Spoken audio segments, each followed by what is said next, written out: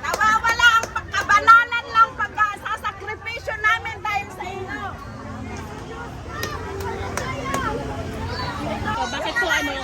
Kaya kami nagsisigawan ngayon, yung mga nagsusuot ng mga uniform ng IHOS, pinapriority nila.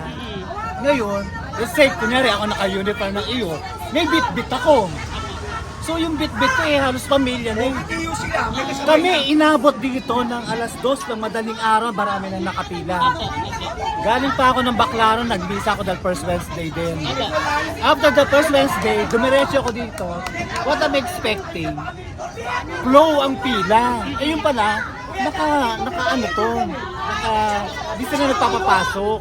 So wala naman sinabi ang simbahan ng Quiapo na magbubukas ito ng 7. Ang sinabi lang guys, 7. Walang AM. PM pala yung 7. At the same time, ang apetsa natin, 7. Yun. Kaya guguluhan kami. Kanina pa nagpapapasok yung ibang member ng simbahan. Sila ang nangunguna.